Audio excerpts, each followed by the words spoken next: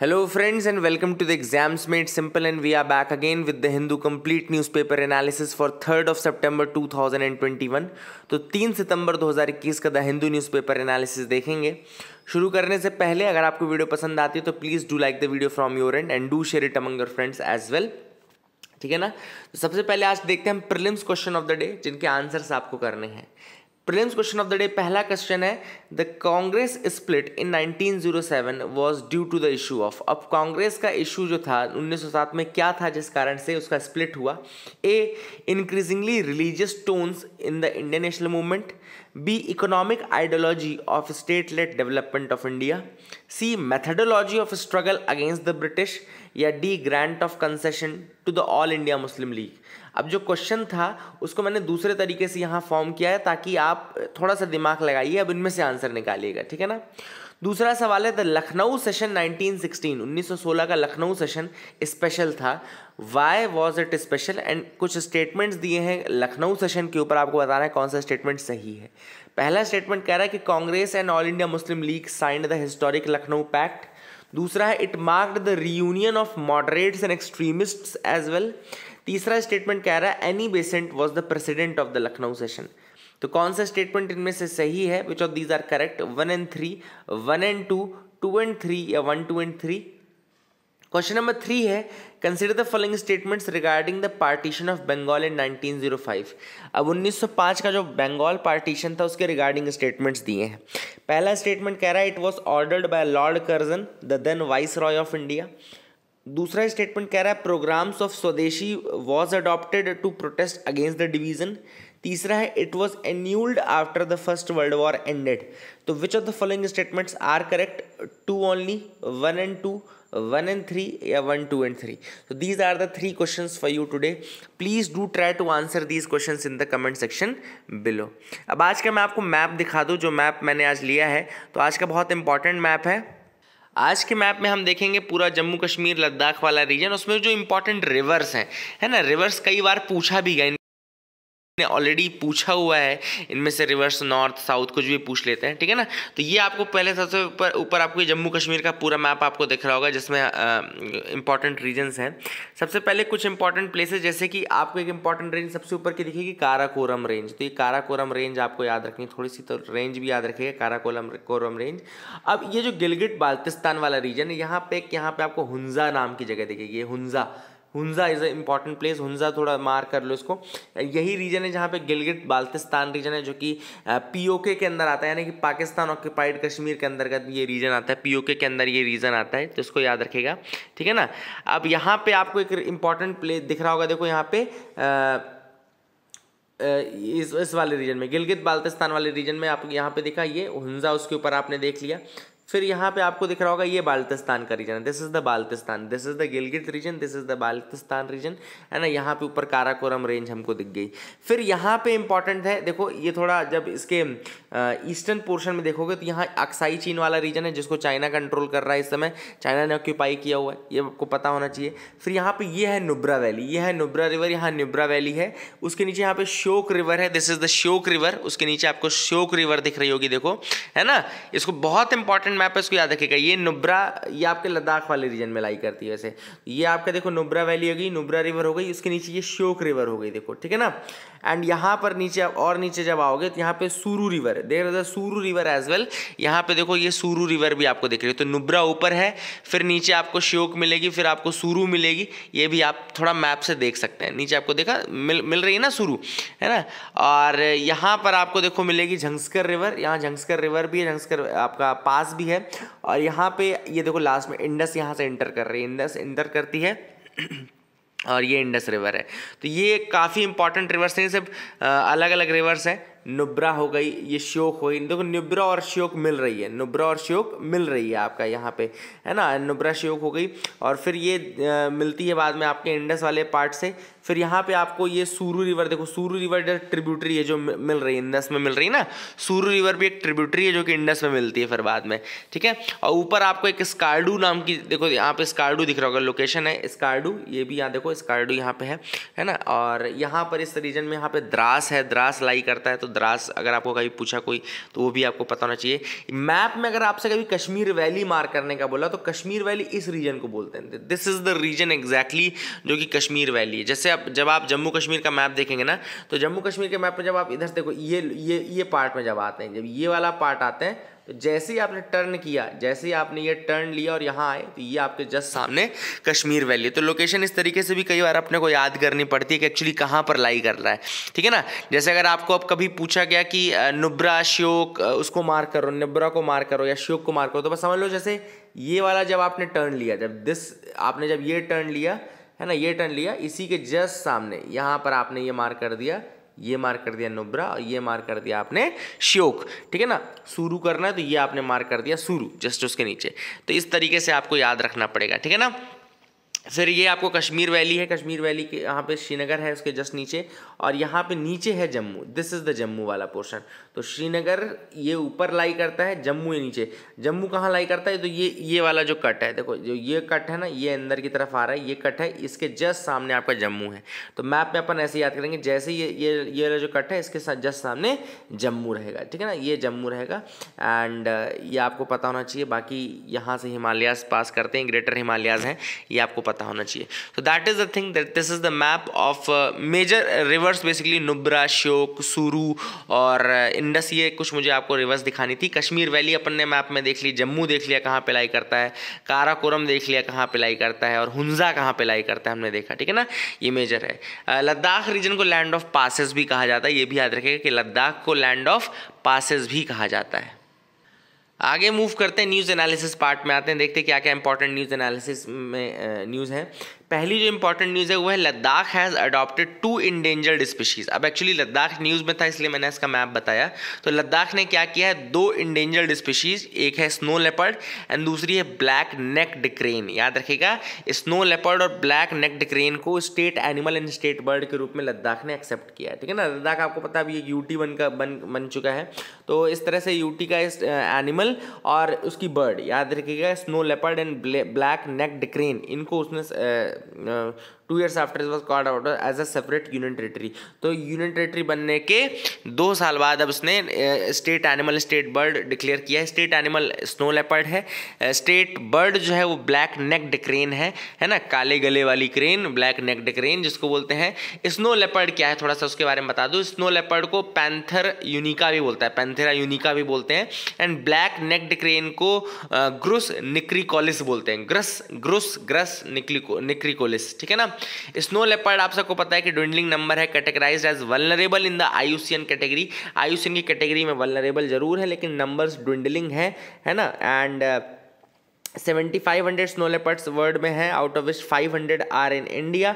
India में केवल 500 ही है snow leopards. And the population of snow leopards is 200 to 300 in Ladakh alone. Ladakh अकेले में 200 से 300 स्नो लेपर्ड है।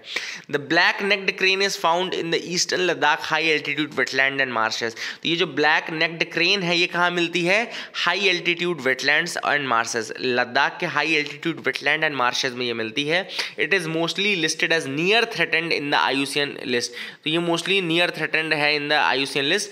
एंड यहाँ पे याद रखिए कि चांगथांग रीजन है, लद्दाख में चांगथांग रीजन है, वहाँ पर ये लाई करता है। ईस्टर्न पोर्शन में चांगथांग रीजन है, वहाँ पर ये लाई करता है। And it was the state bird of Jammu Kashmir before 5th of August 2019 as well. Black necked crane जो थी ना वो स्टेट बर्ड थी किसकी, जम्मू कश्मीर की, बिफोर 5th of August 2019। इसके बाद फिर जम्मू कश्मीर रीऑर्गेनाइजेशन बिल आ गया जिसके बाद उसका स्पेशल आर्टिकल 370 रिवोक कर दिया गया और उसको एक यूटी बनाया गया था, ठीक है ना, आपको याद होना चाहिए। अगली जो न्यूज़ है वो है a contingent of 200 army personnels will participate in the multi national exercise Zapad, जो भी है, झापड़ भी पढ़ सकते हो, जाके झापड़ मत पढ़ना क्योंकि झापड़ नहीं है, एच नहीं है इसके अंदर। तो जापड़ याद रखना, जैपड, ZAPAD, ZA पैड, चलो अपन इसको ZA पैड बोल देते हैं, ज़्यादा इजी अपने लिए, ZA पैड या Zapad. And this is ZA पैड 2021 being held at Nizhny Russia में एक्सरसाइज हो रही है, याद रखिएगा। ZA पैड 2021 रशिया में हो रही है, निजनी रशिया में हो रही है, and it is the theatre level exercise of Russian armed forces and will focus primarily on operations against the terrorist. तो ये फोकस करती है operation against the terrorist and it is basically Russian arm force exercise. तो Russian arm force exercise है ये भी आप याद रखिएगा। मैंने आपको बताया कि ये मल्टी नेशनल एक्सरसाइज है। मल्टी नेशनल एक्सरसाइज है मतलब कि अलग अलग कंट्रीज़ हैं। 17 countries have been invited by Russia for this exercise, जैसे कि इसमें Mongolia, Armenia, Kazakhstan, Tajikistan, Kyrgyzstan, Serbia, Belarus, India, ये सारी कंट्रीज़ हैं इसके अंदर इंक्लूडेड, जिसमें इनको इंट्रोड्यूस किया गया है। इसके अलावा 8 ऑब्जर्वर कंट्रीज़ रहेंगे, Pakistan, China, Vietnam, Malaysia, Bangladesh, Myanmar, Uzbekistan and Sri Lanka. So this is the ZAPAD exercise, याद रखिएगा ZAPAD एक्सरसाइज। आगे मूव करते हैं। अगली जो न्यूज़ है, CJI flags communal content in the social media.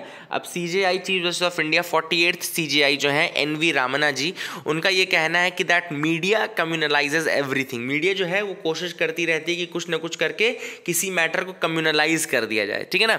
And the same thing happened in that COVID-19 as well. COVID-19 में जब स्टार्टिंग आया तो तबलीगी जमात के ऊपर पूरा का पूरा जो ब्लेम था वो तबलीगी जमात के ऊपर डाल दिया गया था, ठीक है ना। And social media is basically lacking accountability. It is what has been said by the chief justice of India. उन्होंने कहा कि सोशल मीडिया अकाउंटेबिलिटी लैक कर रहा है एंड उसको ये फ़र्क नहीं पड़ता कि क्या इसका इम्पैक्ट होगा, रिपरकशंस क्या क्या होंगे, कितना ज़्यादा इसका इम्पैक्ट है, जो फैब्रिक है, सोशल फैब्रिक है कंट्री का या कम्युनल फैब्रिक है कंट्री का, उसको वो कितना वीक हो जाएगा बिकॉज ऑफ दिस।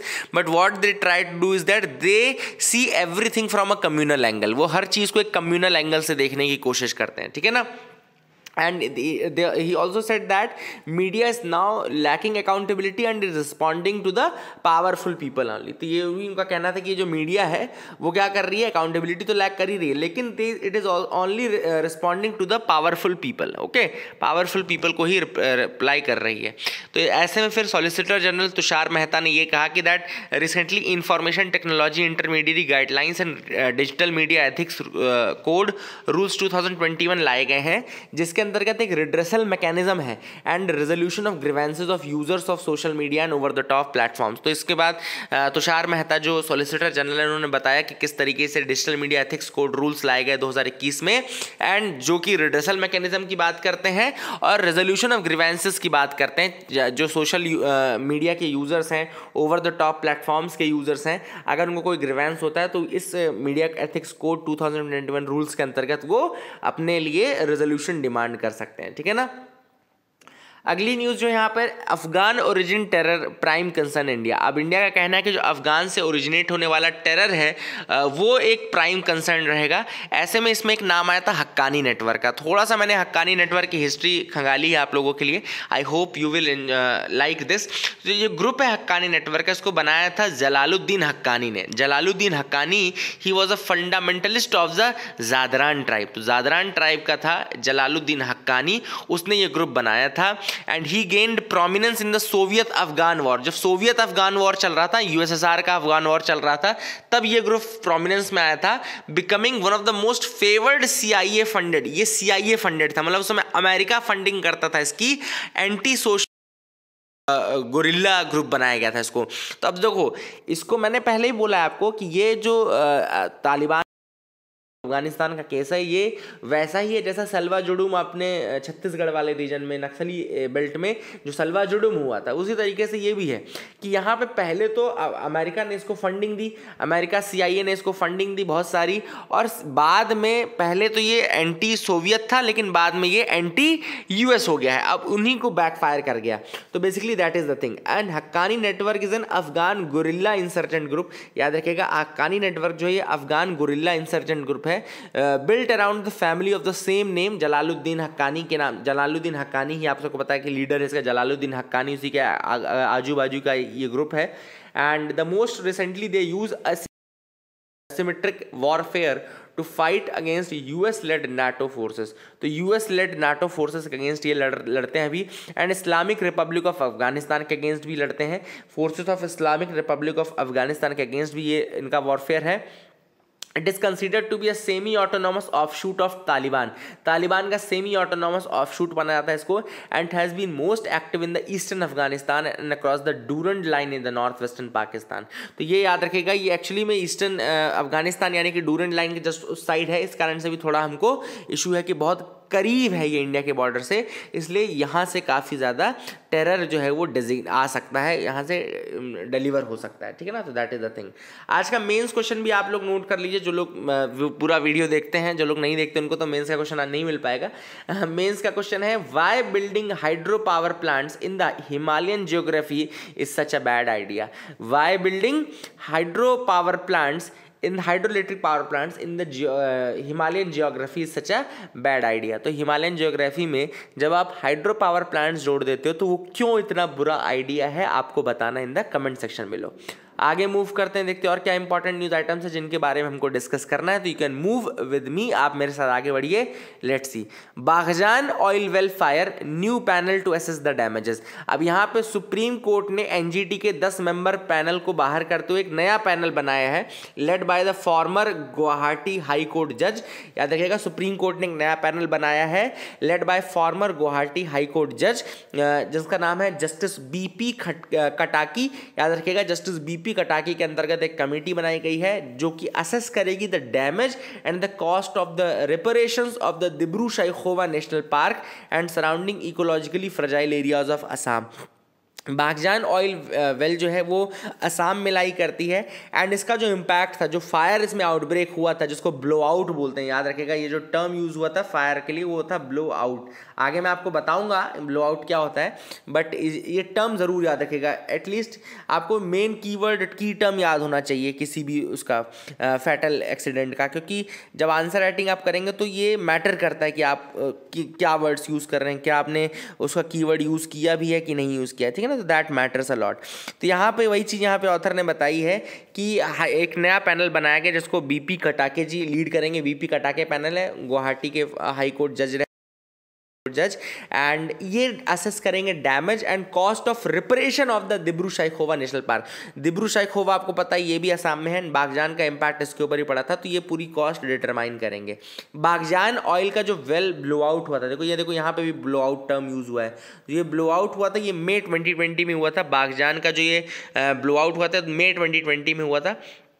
बता दूं आपको, the fire broke after gas well in the area had started leaking gas. तो यहाँ पे एक गैस वेल थी एरिया में जो कि गैस लीक करना शुरू कर दी अनकंट्रोलेबली, इसी को ब्लो आउट बोलते हैं। एक्चुअली ब्लो आउट क्या होता है, uncontrolled escape of gas at great speed. तो uncontrolled escape of gas at the great speed is known as basically blow out, and ये होता है जनरली इक्विपमेंट फेलियर के कारण। This happens because of the equipment failure. तो Baghjan oil field में भी यही हुआ, और इक्विपमेंट फेलियर के कारण ब्लो आउट हुआ। ब्लो आउट में क्या मैंने आपको बताया कि ये जो गैस होती है वो अनकंट्रोलेबली एस्केप कर जाती है। तो बेसिकली दैट हैपेंड, एंड इस कारण से काफ़ी दिनों तक ये फायर चलता भी रहा था, काफ़ी दिनों तक ये हुआ था ना, इसको बुझाते बुझाते हालत ख़राब हो गई थी, एंड दिब्रू साइखोवा के ऊपर इसका इम्पैक्ट पड़ा था। तो ये भी आपको याद रखना है। आगे मूव करते हैं, देखते हैं क्या इंपॉर्टेंट न्यूज़ आइटम है। Hydro onslaught the Himalayas can not take. अब ये जो आर्टिकल है ये लिखा गया है हिमालयन जियोग्राफी के ऊपर। कहना चाहिए कि आपका हाइड्रो पावर प्लांट्स का भी रिसेंटली आइडिया आया है, जिसमें 7 हाइड्रो पावर प्लांट स्टार्ट करने की बात की जा रही है in the Himalayan topography, in the Himalayan geography. वो क्यों एक ख़राब आइडिया। तो ये जो टॉपिक है एक्चुअली में ये टॉपिक GS3 का टॉपिक है कहना चाहिए, क्योंकि जब ये आंसर लिखने के लिए आएगा तो ये जरूरी है कि ये इन्वायरमेंटल एस्पेक्ट से आएगा। तो ये GS3 के टॉपिक की तरह आप इसको याद कर सकते हैं, इसको पढ़ सकते हैं।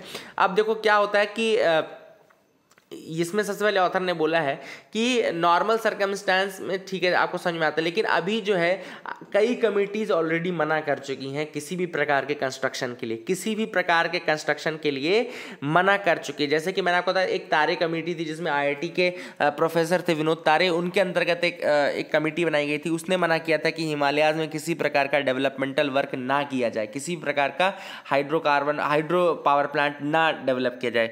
इसके अलावा अगर आप देखो तो हिमालय की जो टोपोग्राफी काफ़ी फ्रेजाइल एंड वल्नरेबल है। Himalayas topography is very fragile and very vulnerable, है ना। एंड ये रीजन है गंगा हिमालयन बेसिन का। रिकरेंट डिजास्टर्स यहाँ पर आते रहते हैं, चाहे वो लैंडस्लाइड हो, चाहे वो अर्थक्वेक हो। आप सबको पता है कि फॉल्टी जोन है, आप सबको पता है ना, MCT मेन जो सेंट्रल थ्रस्ट होता है, इसमें सारे जो थ्रस्ट हैं, जितने भी कहना चाहिए फ्रेजाइल पॉइंट्स हैं, जितने भी फ्रैक्चर्स हैं, वो लाई करते हैं इसी टोपोग्राफी में।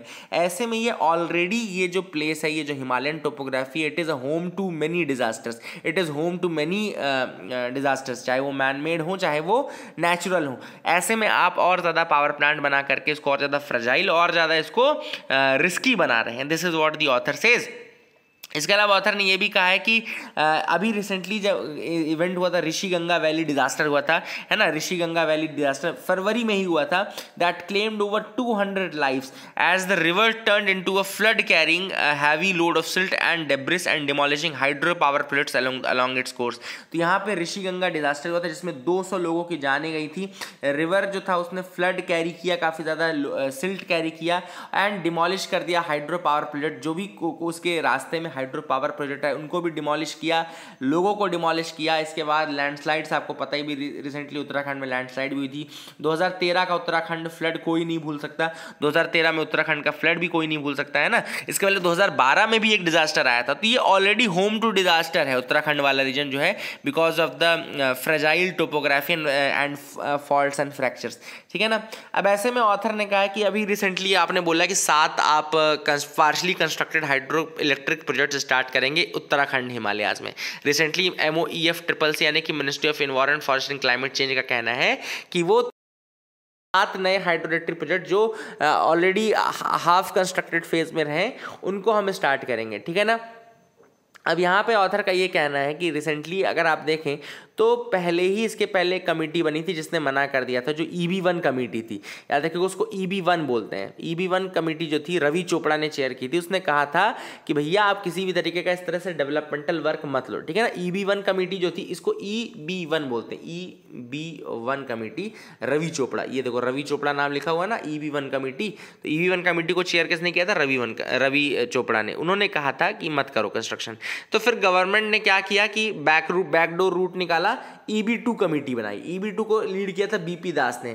BP दास ने तो 26 प्रोजेक्ट्स के लिए बोल दिया कि हाँ हिमालयाज में आप 26 प्रोजेक्ट्स कैरी कर सकते हो, थोड़ा मॉडिफिकेशंस की जरूरत जरूर रहेगी इन प्रोजेक्ट्स में, लेकिन आप कैरी फॉरवर्ड कर सकते हो। तो इस कमेटी को बेसिस बना करके EB1 को रिजेक्ट करते हुए गवर्नमेंट आगे बढ़ गई और उन्होंने प्रोजेक्ट्स के लिए हामी भर दी, है ना। तो it must be noted that the latest report on the inter governmental panel on climate change has special significance in this context of fragile mountainous ecological regimes. तो यहाँ पे एक और चीज ऑथर ने बोली कि भैया ध्यान देने वाली बात यह कि पहले तो आपने रवि चोपड़ा कमेटी को दरकिनार कर दिया, विनोद तारे कमेटी को दरकिनार कर दिया, आपने IPCC यानी कि inter governmental panel on climate change की रिपोर्ट को भी दरकिनार कर दिया, जिसने खुद कहा है कि माउंटेनियस इकोलॉजिकल रिजीम्स हैं वो काफ़ी फ्रेजाइल होती हैं और ऐसे में किसी भी प्रकार की डेवलपमेंटल एक्टिविटी आपको वहाँ पे नहीं कैरी फॉरवर्ड करनी है। This is what has been said by the IPCC report, ठीक है ना। आगे देखो, climate change models are clear about the cascading impact of global warming trends on the glaciers of Himalayas. तो ऑथर ने यहाँ पे ये कहा है कि ऑलरेडी अगर आप देखें तो जो क्लाइमेट चेंज मॉडल्स हैं, क्लाइमेट चेंज मॉडल्स जो हैं वो कास्केडिंग इम्पैक्ट रखते हैं एंड ग्लोबल वार्मिंग ऑलरेडी बहुत ज़्यादा है, टेम्परेचर बढ़ता जा रहा है हिमालयाज में, और ऐसे में जो वो बर्फ़ से बना हुआ है जो ग्लेशियर्स हैं वो काफ़ी पिघलते जा रहे हैं। ऑलरेडी वहाँ पे वाटर जो है वो बढ़ता जा रहा है एंड उनको फ्री फ्लो चाहिए, वाटर को फ्री फ्लो चाहिए। वहाँ पे अगर आप डैम्स बना करके उसको रोकने की कोशिश करोगे तो that will be very harmful for the entire geography of the Himalayas, Himalayan geography, ठीक है ना। तो ये जो चीज़ है, टेम्परेचर ऑलरेडी आप सबको पता है कि 1 से 2 डिग्री बढ़ जाएगा 2050 तक। ऐसे में जो ग्लेशियर्स हैं they will start retreating and इसके बाद जो होगा वो फ्लैश फ्लड, ये सारी चीज़ें ऑलरेडी वहाँ पे काफ़ी ज़्यादा होने वाली हैं। ऐसे में आप अवॉइड करो किसी भी प्रकार का कंस्ट्रक्शन वर्क, किसी भी प्रकार का डेवलपमेंटल वर्क, लोगों की जान भी खतरे में डाल रहे हो और ओवरऑल ऑफ इन्वायरमेंट को भी खतरे में डाल रहे हो, ठीक है ना। तो ये that is the thing which is there. Author ने इसके बाद ये भी कहा कि जो डैम्स है माउंटेनियस रीजन में, they are exposed to earthquakes, floods, extreme rainfall, avalanches, landslides, they are risk laden artifacts. जो टर्म यूज किया गया है वो रिस्क लेडन आर्टिफैक्ट्स यूज किया गया है, ठीक है ना। ऑलरेडी ऑथर ने कहा कि एंथ्रोपोजेनिक एक्टिविटीज इतनी ज़्यादा जो हो गई हैं, बढ़ गई हैं कि वो उन्होंने ऑलरेडी काफ़ी ज़्यादा नुकसान किया है टू द इन्वायरमेंट। एंथ्रोपोजेनिक यानी कि जो इंसानों द्वारा की गई एक्टिविटीज़ है, पेड़ काटना, ये सारी चीज़, ये तो हर जगह कर रहे हैं, हिमालयाज़ में भी कर रहे हैं। तो ये पेड़ों का कटना, ये सब, इससे क्या है, जो सॉइल की इंटीग्रिटी है वो वीक हो जाती है। जैसे देखो, अगर मैं आपको थोड़ा सा रिप्रेजेंट करके दिखाऊं तो इस तरीके का अगर कोई माउंटेन की टोपोग्राफी इस तरीके का है, मतलब एक ये रीजन भी रहेगा। अब यहाँ पे सपोज ये इस तरीके से पेड़ लगा हुआ था, तो जब तक ये पेड़ लगा हुआ है तब तक तो ये क्या कर रहा है, सॉइल को होल्ड कर रहा है। पर जैसे ये पेड़ गिरा तो इस सॉइल की इंटीग्रिटी वीक हो गई, तो लैंडस्लाइड बड़ी इजीली यहाँ पर हो जाता है। तो ये एक रीजन है जिस कारण से एंथ्रोपोजेनिक एक्टिविटीज के कारण ऑलरेडी काफ़ी डिजास्टर्स, फ्लड हो गए, एवलांचेस हो गए, लैंडस्लाइड हो गए, ये हो रहे हैं। और ऐसे में आप नहीं चाहेंगे कि और ज़्यादा रेसिपी तैयार कर दी जाए, है ना भाई। आग में जितना घी डालोगे उतना ज़्यादा वो जलेगा, तो ये आग में घी का काम करेंगे। ये जो प्रोजेक्ट्स हैं आग में घी का काम करेंगे। सो avoid that, this is what the author says. And author ने वही लास्ट में कहा है कि भैया रिवर मस्ट फ्लो फ्री, तो रिवर को आप फ्रीली फ्लो करने दो, और ये जो आइडियाज़ हैं आपके दिमाग में फितूर आते रहते हैं, इनको दूर करो, ऐसी चीज़ें मत करो। There has to be space for Bharati and Bama too. अब यहाँ पे अपूर्वानंद द्वारा ये आर्टिकल लिखा गया है। एक्चुअली DU यूनिवर्सिटी ने क्या किया है, 2-3 टेक्स्ट हैं जो अंडर ग्रेजुएट कोर्स के, उनको रिमूव किया है। These text were written by Bama, Faustina सुसाईराज, सुकीर्तनी and Mahasweta देवी, है ना। तो बामा, फॉस्टीना सुसाईराज, सुकीर्तनी एंड महाश्वेता देवी। अब ये ऑथर ने, देखो जो ऑथर का पोर्ट्रेयल है उसने जो पॉइंट उठाया वो ये उठाया कि ये दलित टेक्स्ट है, ठीक है। इनका ये कहना है कि ये दलित टेक्स्ट है, इसको इसलिए हटाया गया है ना, रिप्रेजेंटेशन के कारण हटाया गया है। बट एक्चुअली में जो गवर्नमेंट का आर्ग्यूमेंट है वो भी मैं आपको बताना चाहता हूँ, थोड़ा सा मैं बता दूँ। ये यहाँ पे आर्टिकल में नहीं लिखा हुआ है, लेकिन मैं आपको अलग से बता रहा हूँ कि जो DU सोर्सेज, अगर आप DU सोर्सेज की बात करें, एक्चुअली देखो होता क्या है कि एक तो डिपार्टमेंटल कमेटी रहती है, एक तो जैसे मान लो इंग्लिश डिपार्टमेंट है, तो इंग्लिश डिपार्टमेंट की कमेटी रहेगी, और उसके ऊपर DU का मैकेनिज्म ये है कि उसके ऊपर एक एकेडमिक काउंसिल भी रहेगी। सॉरी, ये तो एकेडमिक, ये जो डिपार्टमेंट है ये एकेडमिक काउंसिल रहेगी, इसके ऊपर एक ओवरसीयर कमेटी भी रहेगी, ओवरसीयर कमेटी भी रहती है, ओवरसाइट कमेटी जिसको बोलते हैं, ओवरसाइट कमेटी। अब यहाँ पे ओवरसाइट कमेटी ने एक्चुअली में इंग्लिश डिपार्टमेंट की जो आपकी काउंसिल थी, एकेडमिक काउंसिल थी, उसको रिजेक्ट करते हुए उसने किया कि 3 टेक्स्ट को रिमूव कर दिया, बामा, फॉस्टीना, सुसाईराज, मैंने बताया सुकीर्तनी और ये महाश्वेता देवी। तो इसमें जो DU का कहना है, उसका ये कहना है, एकेडमिक मतलब DU का ये कहना है कि जो अपने डिफेंस में ये कहना है कि हमने टेक्स्ट इसलिए हटाया because of the gruesome sexual content and portrayal of Indian military in the poor light. जो उनका रीजन था वो ये था कि ये जो टेक्स्ट है इनमें ग्रूसम सेक्सुअल कंटेंट दिखाया गया है and portrayal of the Indian military in the poor light. So this was the reason, this was the real reason, है ना। अब ऑथर जो है इस रीजन को भले बताए ना बताए, लेकिन इन्होंने जो लिया वो ये लिया कि ये दलित टेक्स्ट है, for that reason they are trying to remove that, ठीक है ना। This is what has been said by the author, ठीक है। अब यहाँ पर मैं आपको बता दूं जो टेक्स्ट हटा है उसमें पहला है महाश्वेता देवी का द्रौपदी टेक्स्ट हटा है, महाश्वेता देवी का द्रौपदी है, बामा का संगति है एंड सुकीर्तनी की माई बॉडी है ना। याद रखिएगा, बामा की संगति, सुकीर्तनी की माई बॉडी एंड महाश्वेता देवी की शॉर्ट स्टोरी द्रौपदी, ठीक है ना। इसको हटाया गया है and that is the thing, इसको थोड़ा सा याद रखेगा। बामा, फॉस्टीना, सुसाईराज, सुकीर्तनी एंड महाश्वेता देवी, इन 3 नाम याद रखेगा। मैंने आपको रीजन बता दिया, है ना। That is the thing which was important. आगे मूव करते हैं, देखते हैं और क्या इंपॉर्टेंट न्यूज आइटम्स है यहाँ पे। Long wait for a deputy speaker for Lok Sabha. So Delhi high court has asked the centre to explain the stand, है ना। अभी रिसेंटली डिमांड चल रही भैया कि जो पोस्ट ऑफ डेप्यूटी स्पीकर है वो क्यों वैकेंट है, and that is in violation of the article 93 of the constitution. तो आर्टिकल 93 जो है वो डिप्टी स्पीकर की बात करता है, उसका वायलेशन है, ऐसा अपोजिशन का कहना है कि भैया अगर आप नहीं अपॉइंट कर रहे हो डेप्यूटी स्पीकर तो ये वायलेशन है आर्टिकल 93 का। थोड़ा सा मैं आपको डेप्यूटी स्पीकर के बारे में बता दूं। Deputy speaker of Lok Sabha is the vice presiding officer of the house. He और she acts as the presiding officer in case अगर स्पीकर लीव कर जाए या डेथ हो जाए या इलनेस हो जाए तो वो एक्ट करता है। डेप्यूटी स्पीकर इलेक्ट होता है very first meeting of the Lok Sabha में after the general election for a term of 5 years from amongst the member of Lok Sabha. He or she holds office till either he ceases to be a member of Lok Sabha or he himself resign from the Lok Sabha. He can be removed from office by resolution passed by the Lok Lok Sabha majority of its members, and he or she is supposed to resign from his original party because as a deputy speaker he has to remain impartial. Supposed to resign, ऐसा सब माना जाता है कि उसको resign कर देना चाहिए अपनी पार्टी से ताकि वो न्यूट्रल रह पाए. और डिप्टी स्पीकर की एक स्पेशलिटी होती है कि जिस भी कमेटी में डिप्टी स्पीकर एक मेंबर के रूप में आ जाता है उसका ऑटोमेटिकली चेयरमैन वो बन जाता है. तो डिप्टी स्पीकर का ये वो होता है कि स्पेशल पावर होता है. अगर वो किसी कमेटी में आ गया, किसी कमेटी में डिप्टी स्पीकर आ गया, तो फिर उसका वो मेंबर भी, वो उसका चेयरमैन भी वही रहेगा. ठीक है ना.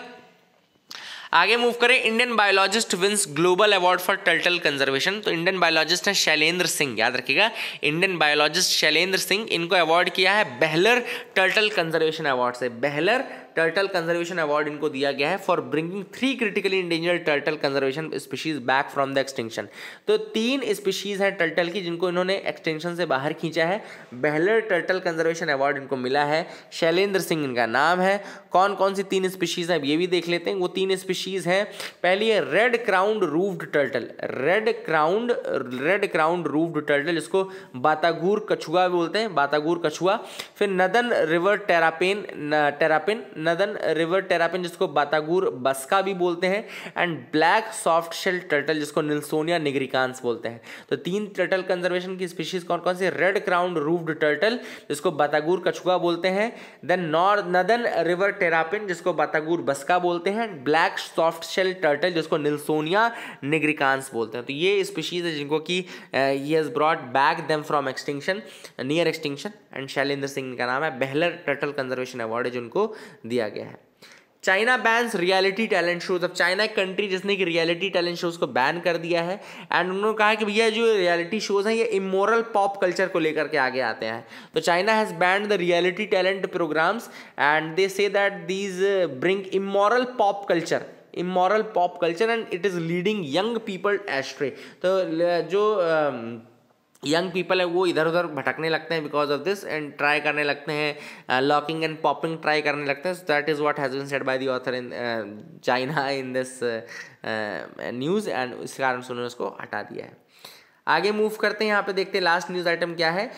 तो Cristiano Ronaldo has become the all time top scorer in men's international football with 2 late goals as Portugal beat the Republic of Ireland. तो रिपब्लिक ऑफ आयरलैंड को हराया पोर्चुगल ने. ये वैसे वर्ल्ड कप क्वालिफायर्स मैच है जिसमें रोनाल्डो ने 2 गोल मारे थे. आई थिंक लास्ट मिनट में ही दोनों गोल लास्ट मिनट में ही मारे, 89th और 90th मिनट में दोनों गोल मारे हैं, है ना. And he has become the highest goal scorer of all time. ठीक है ना, all time. And that is the thing which is important. And international goal scorer of all time. ठीक है, इसको याद रखेगा. अब एक्चुअली में अगर आपसे पूछे कि पहले कौन था भैया जिसका रिकॉर्ड तोड़ा, तो ईरान का अली डेई याद रखेगा. 109 गोल का रिकॉर्ड था, इसको तोड़ा है इन्होंने. ईरानियन अली डेई याद रखेगा, ईरानियन अली डेई, तो उसका रिकॉर्ड तोड़ा है. That is it for the day friends. I hope you like our video. Please do like and subscribe. Keep loving us, keep sharing us. Thank you and have a nice day.